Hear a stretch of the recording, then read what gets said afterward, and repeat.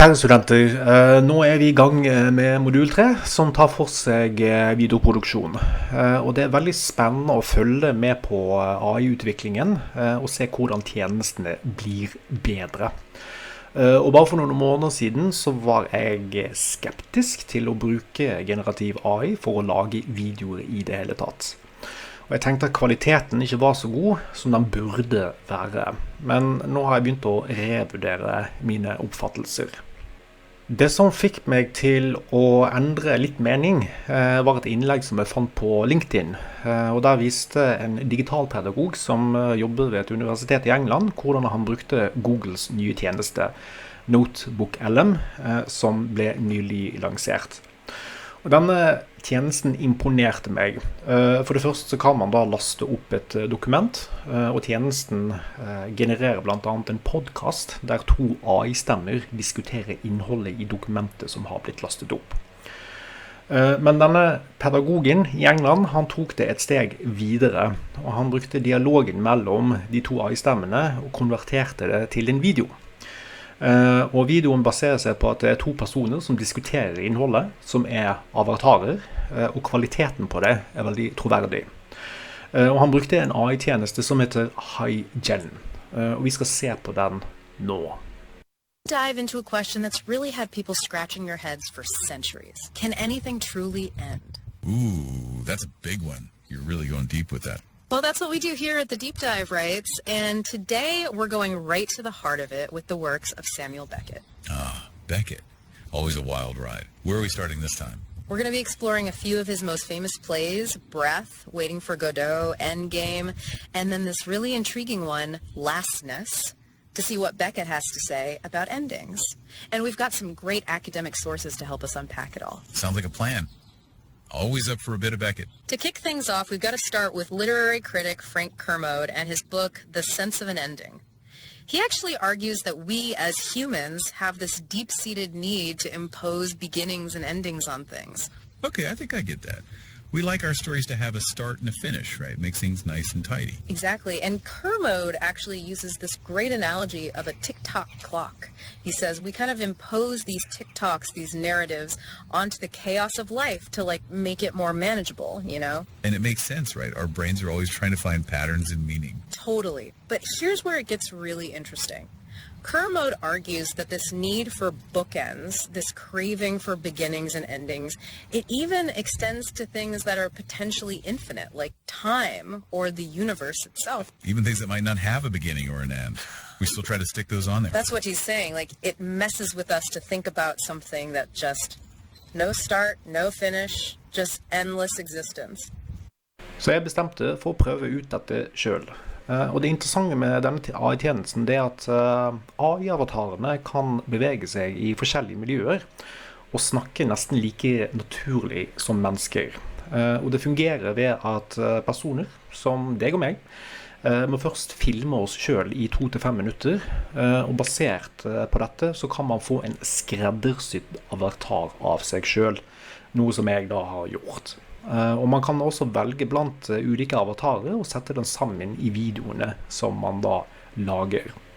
Og det finnes mange ulike kontekster som man kan velge mellom, for eksempel at avataren I et studio ute eller på en kafé. Og det jo nettopp det denne engelske pedagogen brukte Gen til å lage sin AI-video. Og nå skal vi bare se et eksempel på hvordan min AI-avatar ser ut. Hey, Halvdan Haugsbakken, your instant avatar is ready. Try creating videos with it. Also, click the feedback button to share what you think. Hope you enjoy. Jeg ble inspirert og ønsket å lage en AI-video basert på min egen forskning, der hvor jeg skulle være en av avatarene, og det skulle være knyttet til et paper som jeg har skrevet. Men dessverre så fikk jeg ikke dette til, fordi det viste seg at man må betale for å lagre arbeidet. Og så skjedde jo egentlig det som det skjedde, det var at når jeg nesten var ferdig, så krasjet websiden, så hele arbeidet forsvant. Så jeg fikk ikke fullført arbeidet med videoen. Så I stedet så har jeg brukt en annen tjeneste, Synthesia, som vi har oppe I modulen. Og jeg skal ikke gå i detalj hvordan jeg har lagd videoen, men i hovedsak så valgte jeg da to forskjellige avatarer. Og her kommer igjen disse betalingsmodellene inn. Så da for enten å lage en avatar av seg selv, eller velge blant andre, så må man da betale. Så jeg brukte en AI-tjeneste først for å få teksten ut, og etter det så lagde jeg en video som baserer seg på en diskusjon mellom to avatarer som drøfter forskningen som jeg har da utført på et nettstudie ved høyskolen. Og dette paperet er ikke publisert, men er et konferansebidrag som jeg planlegger å presentere på en konferanse. Og vi skal nå se på denne videoen.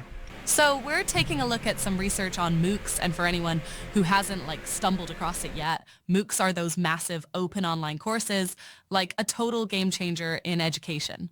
But what's got us diving deep today is that this isn't just about taking a MOOC. It's about understanding how the best ones are really made. Absolutely, and incredibly relevant. Given the huge surge in online learning that we've seen recently. And that's where Hogsbaken's research comes in. It's not just about, slapping some lectures online. It's about creating a real learning experience. So let's unpack. Hogsbaken uses his own MOOC and has MOOC making as a case study. Yeah, he digs into what worked, what didn't, and why, and what's really fascinating here is that he's focused on the how of teaching pedagogy behind it all. It's like a chef sharing their secret sauce recipe. Other people that you can learn from. Right, exactly. And one of the key ingredients, so to speak, is engagement. Right. Because we've all sat through those online courses that felt like watching paint dry. So how did students in Hogsbaken's MOOC stay engaged?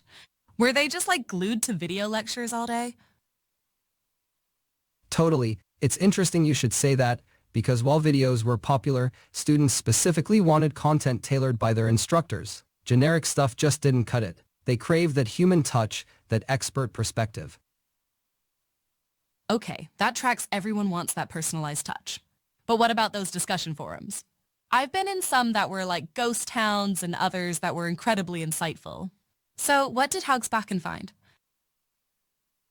You're hitting on a crucial point, because he found that participation in discussion forums was surprisingly low in his course, but quizzes were a huge hit. People love that immediate feedback, knowing where they stood in their understanding. So instant gratification for the win makes sense, right? Yeah. But hold on. If quizzes were king, what about the bigger picture assessments? Did they have a big bad exam at the end? This is where it gets really interesting, because instead of a traditional exam, they used a portfolio of assignments. Portfolio, huh? So not just one test, but like a collection of work throughout the course. Precisely, and almost 90% of students preferred this approach. It allowed them to demonstrate their skills in various ways and, crucially, receive feedback along the way. They weren't just throwing things out into the void and hoping for the best. I'm starting to see why this research is so important. It's about applying these principles of engagement, personalized learning and consistent feedback just to create a much richer learning experience. Exactly. Passive learning only takes you so far. This research highlights the power of active learning even in an online setting, and it gets even more interesting when we dig into how they fostered that active learning. So we're talking about active learning, personalized feedback, ditching that old sage on the stage routine. This is all great stuff, but I have to admit I'm still kind of wrapping my head around how it all comes together. Yeah, well, one thing Hogsbaken talks about is moving beyond what he calls Zoom pedagogy. Zoom pedagogy? Okay, that's a new one. I'm intrigued. Break it down for me. Basically, it's taking traditional teaching methods like lectures, textbooks, standardized tests, and just plopping them online without really adapting them to the digital environment. So it's like trying to fit a square peg in a round hole. Just because you can deliver a 3-hour lecture over Zoom doesn't mean it's the best way to engage online learners. Exactly. Hogsbakken argues that we need to think beyond as simply replicating the classroom experience online. It's about leveraging technology to create something dynamic, interactive, and tailored to the medium. It's like the difference between watching a filmed play and a blockbuster movie, right? One just captures what happened on stage, while the other uses all the tools of filmmaking to create a completely immersive experience. Perfect analogy and a good fit. Educators designing online courses need to think about pacing, visual storytelling, and creating an experience that keeps learners on the edge of their seats real. This is really making me rethink how we approach online learning. So we've got engagement, feedback, ditching Zoom pedagogy. Any other, surprises from the research? You know, one finding that really struck me was that even though this was an MOOC about creating engaging online courses, participants still gravitated towards more traditional learning materials. Wait, really? You'd think people studying online pedagogy would be all about the latest and greatest in digital learning. Right, but the data shows that even these educators still have a strong preference for video lectures, followed by curated texts and images and quizzes. Traditional research papers and academic articles were much less popular. Huh, that is fascinating. Any theories on why that might be? I get the appeal of videos, they're engaging, accessible, but why shy away from scholarly articles, especially in this context? It could be a few things. Maybe it's the format. You know, dense academic writing can be kind of intimidating, especially when you're trying to absorb information online where distractions are just a click away. And there's something to be said for wanting information that's immediately applicable, right? If you're knee-deep in the practicalities of building a MOOC, a theoretical research paper might feel a bit removed from your immediate needs. It highlights this tricky balance between theory and practice, even for those already immersed in the world of online learning. A good point. This brings us to another crucial point. This research isn't just about what works in an MOOC. It's about understanding how people learn best. And sometimes, even with the best intentions, our instincts about learning can be a little off. It's like we develop these learning habits over the years. I'm a visual learner, or I just need to read the textbook, but we haven't necessarily stopped to examine if those methods are actually serving us well. Right, that's a really important insight. It's so easy to just get stuck in our ways, relying on the same learning strategies, even if they're not yielding the best results. It's like we need to become like our own learning scientists or something, experimenting, collecting data, figuring out what actually helps us absorb and apply information. I love that we should all be conducting, our own little personal learning experiments. And this research gives us a great starting point. It challenges us to move beyond our assumptions and embrace new approaches. Right. Because at the end of the day, it doesn't matter how cutting-edge the technology is or how perfectly designed the course is if people aren't actually learning and growing. What's the point? Exactly, and that's why I find Hogsbakken's work so compelling. It reminds us that education is about so much more than just delivering information. It's about sparking curiosity, fostering critical thinking, and empowering individuals to become lifelong learners. It's about igniting that inner drive to learn, regardless of what we're exploring. Whether it's a new language, a musical instrument, or the secrets of effective online teaching. Absolutely, and the beautiful thing is that anyone can embrace these principles regardless of your background or expertise. All it takes is that willingness to learn, that openness to new ideas, and maybe a little guidance from research like this on the way. This deep dive has given me so much to think about. What if we all took these principles, engagement, personalized learning, ditching the outdated methods, and applied them to all areas of our lives? Imagine the possibilities. Now that's a MOOC worth striving for. I love it. Well, thanks for diving deep with me today. It's been a pleasure. Det som vi blant annet ser fra videoen helt klart at den skapt av en generativ AI-tjeneste.